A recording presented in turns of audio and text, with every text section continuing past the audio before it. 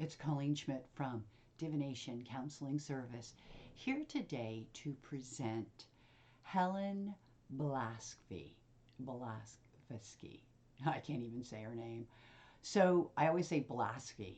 So hopefully I'm saying it correctly. I'm really bad at that. I can spell things sometimes that I just can't say. But anyway, I actually was going to do Evangeline Adams, and I will eventually, but someone suggested my looking at Madame Blavasky's chart so that we could see what kind of relationship perhaps there was between her and Aleister Crowley. But the first thing I want to point out is there's like 30 some years difference in their age. So at the very least, Helen was probably a teacher.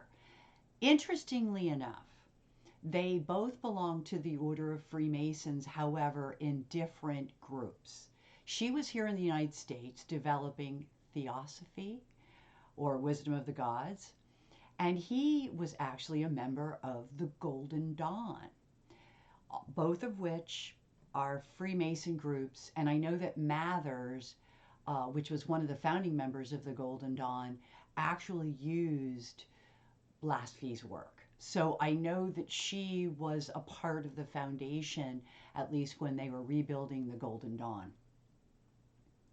There's been some sort of Freemason group for a long, long time. They say they started about 1717, but I think that they are an offshoot of something that was already going on. And even though the Freemasons tend to be a fraternal order, meaning all men, there was orders that were made later for women. However, Blavasky, I can't even say her name, let's say Madame Helena. Madame Helena was actually called a brother because her and one other woman, I never could get her last name. The first name was Edie, but they were the only two women to have been initiated to the highest levels, and they were women.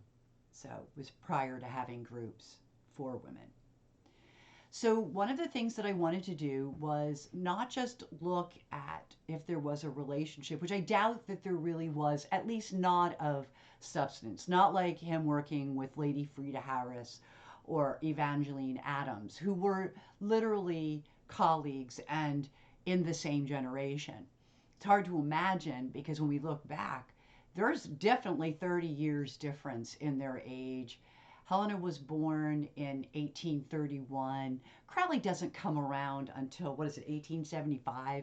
I mean, she was nowhere near here at the turn of the century, and he's a valuable, critical element of that. Now, what I do want to point out is, and I'll get to it with asteroids to back me up, they both were hard on their health. She was a heavy, heavy smoker. She ended up having a kidney issue, and then she was in a wheelchair after that. She was also a heavy hashish smoker. So though she wasn't a heroin addict or a cocaine user the way that Crowley was, but of course, remember now he's younger. And at the change of the century, I think there was more opportunity for that kind of thing. Both of them, I think, had an opium thing. But she did more so in the sense that that was all that was available. So I found it really interesting that both of these people were so prolific, wrote tons and tons of books. And by the way, one of her books, Isis Uncovered, is actually Isis's Inner Aries Point. Remember, Lies showed up for Crowley. One of her books showed up as well. So these were truly inspired people. They were drug users. They were too wealthy. And both of them were, in my opinion, they were of that class where you didn't really have to work. Now, she did go through about when she first moved into New York where she sewed and she did some other things to make money. But really, once her father died, she was in Crowley's territory, even being a woman, which I think is fascinating. Because she also married wealthy men through her life, but in that time period, divorces were not as generous to women. And that's probably why how she ended up working. But long story short, there was a lot in common with the charts in terms of they both come from these uh, abundance of wealth backgrounds, which at that time period meant they were not really a working class. And we have those today, ironically, but a lot of times they worked, some of them, to get there so they have at least some work in their background. Not all. Some of them ended up in politics. I don't have to say more about that. One of the things I want to point out before I get to this chart, which is rather interesting, when we talk about Freemasons, okay, we are talking about occult knowledge, we're talking about secret doctrines, we're talking about astrology knowledge. I don't think it's as well known as it should be, but the United States was founded by a bunch of Freemasons. And I've always said this, the actual America, the country, was literally founded and based in astrology. That's so ironic as we look down the road and the Christian nationals are trying to take over, so the last thing they're going to do is listen to an astrologer. One of the things I learned about, even in the state that I live in, is how interesting the politics changed once the Christians got thrown out from Switzerland and came here. And that kind of changed our whole government. We got along with the Indians until then. There was a lot of things that changed after that. So, no offense to the Christians, but boy, sometimes my research, just like with the Freemasons, just like with the Knights of Templar, just there seems to be the same. That's one of the things I wanted to point out. Helena, okay, was a part of a theosophy. That is still ultra religious. And even though when Waite Mathers, when they put together the Rider Waite deck, okay, so Mathers was involved in that, and um, they put a lot of Christian symbolism in, but the Golden Dawn was already, I think, starting to not make Christianity a centerfold of what they were doing, whereas obviously Helena's group did. And as an astrology teacher pointed out recently, go back to the 1700s and you'd be hard pressed to find anyone in Europe who wasn't a Christian. So we have to think about that, because as no matter what you think about Christianity, if you're a great Christian, good for you. I studied a lot about it, but I honestly have to tell, and I was involved as a younger person. I also studied the Golden Dawn as a younger person. I thought I'd become an initiate. As I've gotten older, I realized that even occult groups are religious groups. I agree with my teacher on that too. I think we outgrow them. I don't feel the need to be a part of that anymore. I think that my own astrology grew without it, and I'm definitely just staying in the lane of an astrologer. I really think Christianity, and not Christ, because I think that this is what's bad for the whole Christ energy. I think they've adulterated everything. And it always goes in order of money. And the reason why the Knights of Templar were originally in their demise was because they became richer than the countries they were working for. And that money influence that seems to be so very important to that religion, even today, if we were to look at the Federalist Society, which is a very nationalist Christian group, it's all about money. And I just know that is not what true Christianity is about. So I wanted to say that, because both of these historical, infamous people are also responsible, in my opinion, not only for delivering a lot of work to us, regardless of what you believe one way or the other, but they also did some damage to society, especially when you start looking. In the case of Crowley, he was so against the brethren, which is what his father was. He was rebelling, that he went, yep, the other way. Okay, and she was so a part of her world, her generation, her everything, that too much Christianity was involved in their work. And I don't think it's true Christian. Okay, so please be aware that in my studies, I just don't think Christ intended any of this. And I actually said to a Christian once, have you ever thought about what damage you're doing to this man's karma? Okay, so that's my approach. My opinion, and that's years of studying Bible study and then studying the Golden Dawn. When I was in my 20s, all of this stuff fascinated me. Now that I'm in my 60s, I think it was valuable information, but I don't believe the same way anymore. I've actually expanded on my belief system. So, with that little speech, let's jump in and look at Helena Blasky. Blavasky. I can't say her name. So, help me here, people. Bear with me. Here we go. I had originally thought about putting up a bi-wheel of both charts, and then once I did, and I didn't really see anything too exciting, I even looked up for both of them their, what was it, the Cupido Poseidon, because these were enlightening, these were groups that they belonged to that was about education, enlightenment, and even propaganda. And please recall that propaganda word. Okay, even though the stuff was secret, okay? She ended up writing maybe even more books than Crowley did on her subject. Okay, so a couple of high points besides the fact that her midpoint between Cupido and Poseidon, which is a really important point, is a vertex. Okay, and a vertexual ascendant, and I kind of really think that's important. It's only about 40 minutes away, and maybe give or take. And basically, it really was her world. Okay. I mean, she really, from the young age of seeing something in Tibet onward, this was huge to her. So, not a surprise to see how important it is in her chart.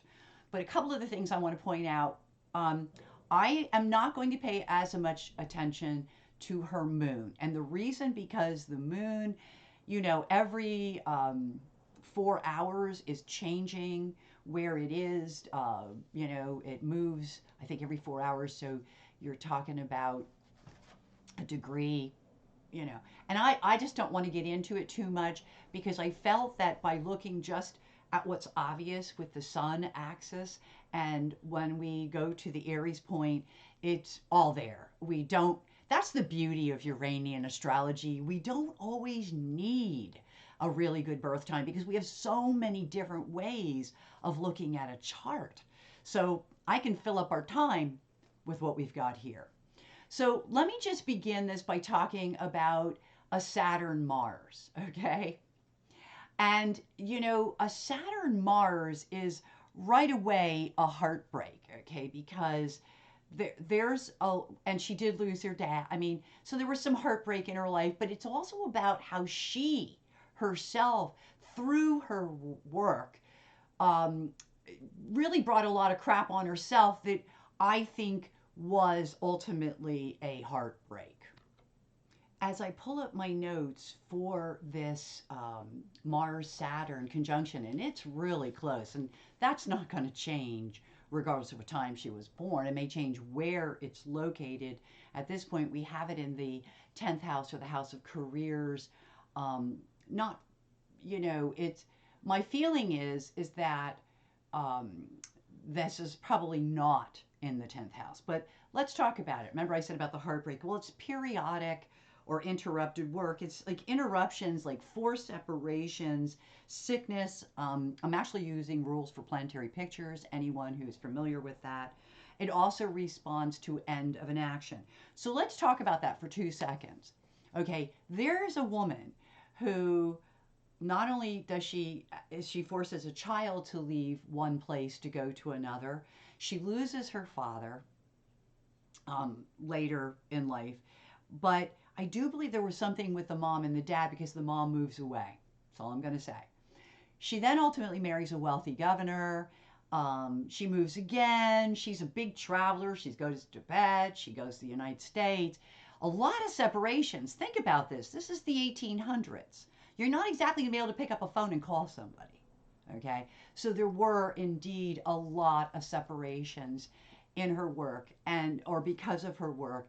I do not believe, like I say, that necessarily falls into the 10th house, but I thought it was really interesting because it falls with her work directly, Hestia. So we don't even have to like look for it, okay? I believe with Hestia and Saturn, there were absolute interruptions in her work, even as she got older and she's writing prolifically. Her health was an issue and would have caused interruptions. So that was a really good one to point out. The other thing is, this is pretty wide because it's exactly 3 degrees. So node sun, now if it were on an angle, yes, then we could put them together. Node sun, they're close. They definitely, because of the midpoints, it would be viable, but then realize that the south node sun would also be viable. And one of the things about talking about, so that means connections and intimate people, and that her life was filled with this, but that was also an oppression for her as well. Realize that she moved several times for the men in her life. Okay, so that is a factor, and it plays into all of that theme, if you will. Now, sun is directly, and a directly means within a degree. Okay, so I think it's a little more than a degree, but it's not more than 2. Okay, and that's the Jupiter sun. And the interesting thing is, and this is one of the great things about astrology, the planet like Jupiter doesn't matter what the aspect is, it always helps. So Jupiter and the sun would normally make this a really, really optimistic person. She is well traveled, that's for certain. Probably speaks a couple languages because at that time you would have had to. It's and she's very, she's very expansive. Uranus is there. It's not necessarily, here we go, it's pretty wide. Uh, she was an unusual character. So all of that kind of does play out a little bit. Again, I'm not sure what the angles of the chart would really be. I do remember doing this. Okay, let's go in and look at this. Okay, so one of the things I like to do before I go into the asteroids is kind of just get a feel for the temperament of the person, if you will. And the immediate thing that you want to look at is, see the opposition to Jupiter. Okay, so that's in there. And I'm going to stay with the sun. I could do the moon, but I'm not certain of, like for example, this opposition to Pluto. Well, that could be pretty intense, but I don't know how close it is. So I'm not going to go there. But I do want to talk about things like the opposition, even though it's a wide orb to Uranus, which I just mentioned, the semi-square to Venus. We're going to be talking about that because that is on the chart a conjunction. So she is very self-aware, self-contained. I don't want to say selfish, but there is a thing about looking out for oneself here. I think with some of the squares to the EQ, I do believe that, see, she does well, and see this trine? She does really well in organizations, and it really kind of pushes her. It's like she feels compelled to be a part of that. And she also feels compelled to deal with this old occultish stuff. But there is a square to her sun, so people might treat her differently than she feels that she'd like to be treated. Okay? So I wanted to just briefly look at that. I didn't really go into much else. I did a little bit of scoping out of the Chronos. And the reason why I did that was because Crowley, in my opinion, deals really well with women, not so much regular authority figures like other men, okay? I think that he did, but he didn't. And I think there was a lot of issues with his father, so that all stems from that. With her, I don't feel like that at all. I really don't. I feel like she's definitely more. And the thing that'll point that out, and if I can get there, is Chronos. Okay. Now we do have a set square to the moon, but again, I'm not using that.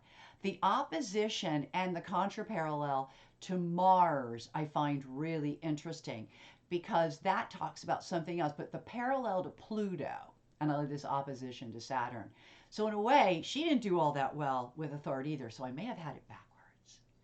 So, and that might be why she went through so many husbands. Because at that time, they would have been her authority. Oh my, I don't think I would have liked that either. So, pretty interesting how many Chronos there was. And also, I think that as she became more and more the authority, she was also not well. And I'm going to show you some stuff about her personality that means that she probably had a bad temper and was kind of a difficult person at times. Okay? And that might have been more after she achieved her status. I'm going to start with her axis for the Aries point, and I'm going to talk about Abundantia right there. Okay? When people see her, they, and look at this, it's the partner. Okay, I'm positive that's the partner. Oh, it's Mercury. And then this is the partner. I'm sorry. Okay, so I had it right. I knew the partner was in there. She did marry some wealthy men. Okay. And I think that helps her speak out. There we go. And it's a surprise, you know. And then she speaks out, or she, Mercury news. And so the woman definitely did financially well. Okay. I mean, I think she really did do well. She does have beautiful pictures to midheaven, but I'm not going with that. Okay. Because I just don't think that's going to tell us enough. So what I do want, I've got all these notes. I'm going to try to stay a little bit more organized than last time. I want to talk about a few things right away. Okay. I didn't put down where they were, but let's start with the planet. Okay. Now, right here is Isis. Remember I said to you Isis is actually in her Aries point and she wrote a book, Isis Unveiled. This is normal, I'm beginning to find, and I'm thinking that perhaps, and I'm going to do this even when I do Evangeline Adams eventually, although I think my next video will be on the inconjunct quincux. I have a little booklet I want to go through. It's sort of like the Vulcan thing that I did. So I want to go back to kind of regular astrology before I come back to this kind of astrology again. But let's look at this, okay? Because this is rather interesting. Okay. When you go to the Aries point, you got Isis there. You also have right outside of it Neptune. And Neptune is in it, okay, because it's within that degree point. As a matter of fact, if you 2230, I think this is what 2250. In other words, it's there, okay. I like that when we get to the Aries point and you see Neptune, remember that she's dealing in intangible matters, spirit matters. And there you have Sun Hades. Okay, so she's getting into the dirt, man. She's getting into the down and to the dirty. It also means that she could have a disease of the water systems in the body that deteriorates over time. She did. She had kidney disease. So it means that as well. But I loved it because it works with Isis. It also has, now this is more Neptune and not in the Aries point. It does have Bacchus. So I think she did have a little addiction to the opium. Okay. She don't write about hers like Crowley did, but I'm going to tell you, you heard it here, with this asteroid. And it's out of the Aries point, so I'm not going to talk about it as a part of the Aries point. I don't think we need to. The fact that it's so darned close to Neptune says everything we need to hear, particularly when you know that Neptune equals the Sun Hades midpoint. I think that her bad habits, and I said this before, did her in. Okay? So I wanted to talk about that. Neptune is, as I say, huge, but I got to tell you some of the asteroids that fall there are even More huge. What's interesting is Neptune is about deceptions, illusion, disillusion. And one of the things that she has in the Aries point axis, which would be this whole grand cross, is she has Aurora, which I thought was pretty, it's just confusion. Um, but it's also about not, which conjuncts Blarney. Not Blarney. Not lies. Not misinformation. She's really about the truth. All of this is in her Aries point. However, she has Weasley here also, which is faulty perceptions. She gets and gives help when she needs it, and she gives it when she needs it. She's fair, or she's seen as fair, but I got to tell you, she can be quite charming when she's confused, which means she herself can give another illusion when she's not on stable ground. Okay? She will make herself over in her lifetime, and she had. She did. She had many marriages, different levels of initiation. She was constantly working on herself. And Hermes is there also. And I think that's interesting because Hermes is very much a part of that whole Freemason whole thing. There's also messengers. And she really saw herself as a messenger from the dark, bringing it to the light, to us, to the people. Okay. No surprise there's a health asteroid here with Neptune. I mean, you just really, it's amazing. Okay. I do believe that she's been saved many times. Okay. Maybe through work sometimes, but remember now, she's also ill. She's been married several times. Makeovers here. I'll just show you some of the asteroids. Look, there's makeover. There's Cirrus, which is the getting and giving of help. She is a face. I was able to even use her face. She is a face in the public. She really is. She also associates with families. Okay, but I don't know that Cupido is more like about how things look rather than Cupido, which we have up here. Now look at how close Cupido is to Vesta. Her work was within the group. And you know what's really interesting is the endings of things were related to her work in the group. It's like she wanted to end things. Now, slightly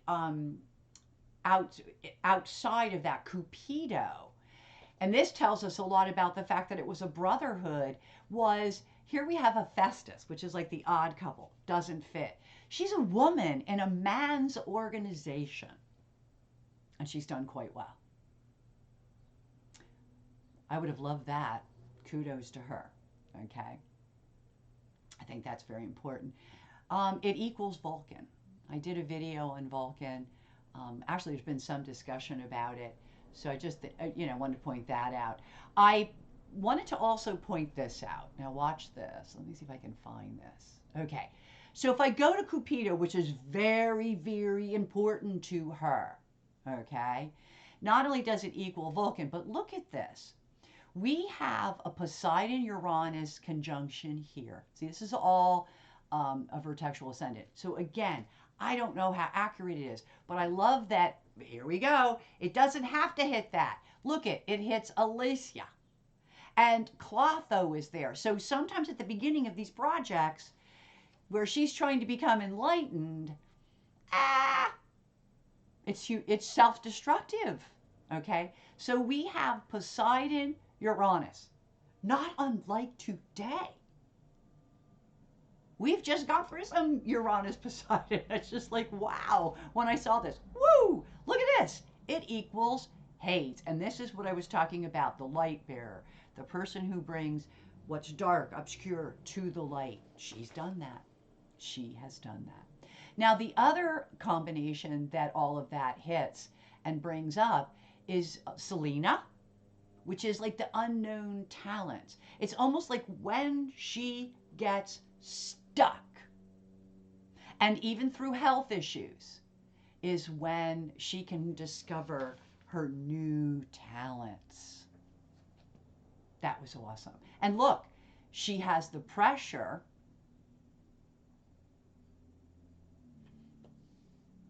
to separate. Make sure I got that. Let me see this again. Where was that? This is with the partner. I think the pressure to separate is with partners. There we go. But it's within a degree. The same thing with her mom. But there's a lot of pressure to leave those things. Let me go back there. Okay. So it doesn't quite equal. It more or less equals doo-doo. It's about a degree off, which means there are times when it will be in effect. It will be in effect. Okay. Moving from our, I have a note here. Okay, my note is on the sun.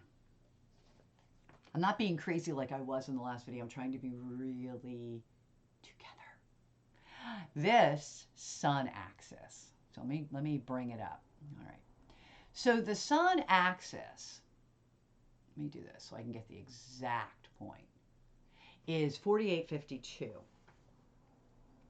So it also equals 18,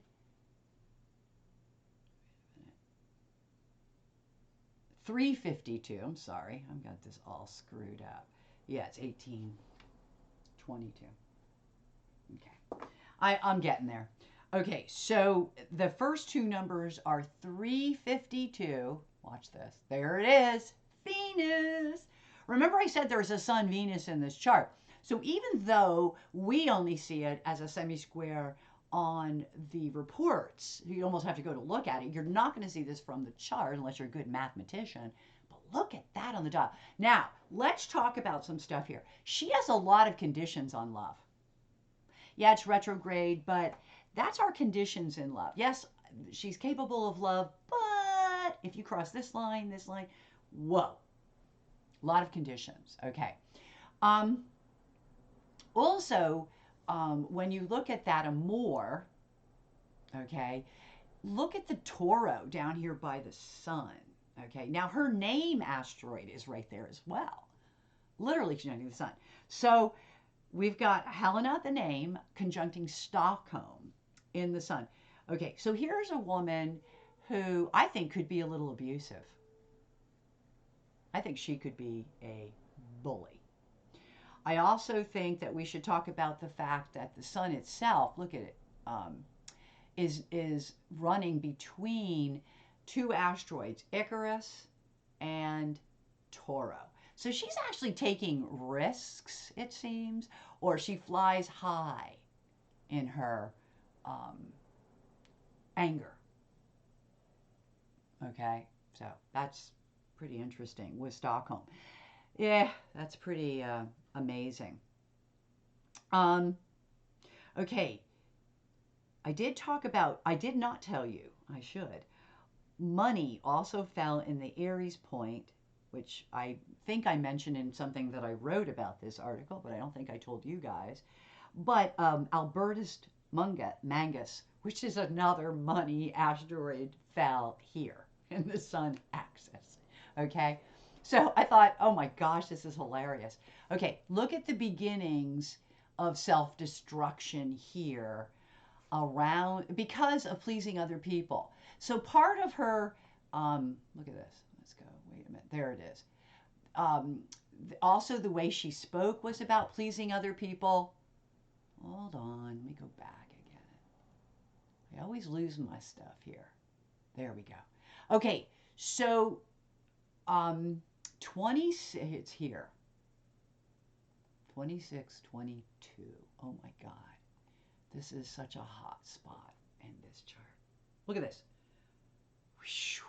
Pictures everywhere on this chart. Okay. You got your Hades making its connection to the Adamitas. We talked about this. Okay. You've got Vesta Cupido. The work she does in a community is with the North Node, South Node. Look at Lilith.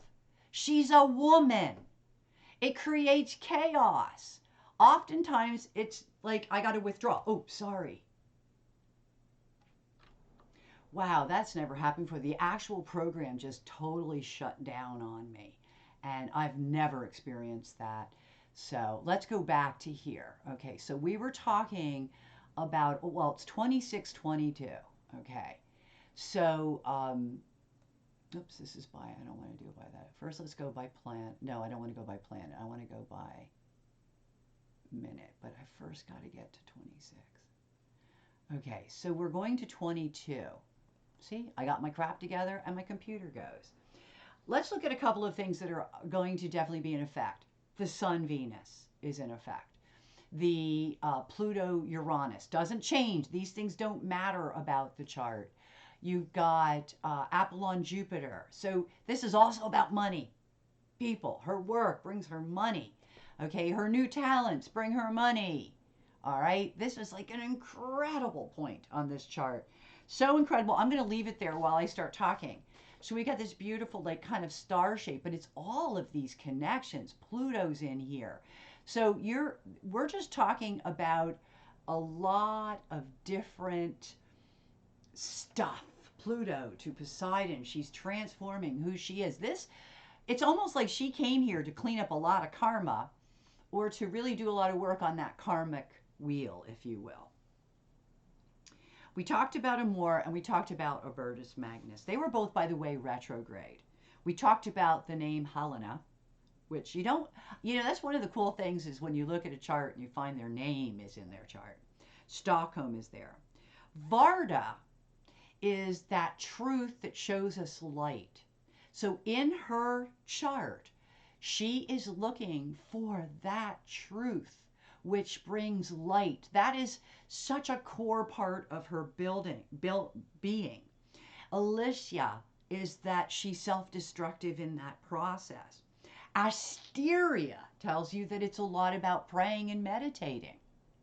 So there is a religious concept to this. I did talk about Venus, which is a direct hit. We talked about Tauro, but Tauro's conjuncting something called Luni. And it makes me wonder if, like, for example, she gets angry, she can't sleep, then she gets worse. It means that her anger could be not practical or realistic, a little bit loony. Also here, I want to point out that she's one of those people that smiles and doesn't mean it. She got smiley there.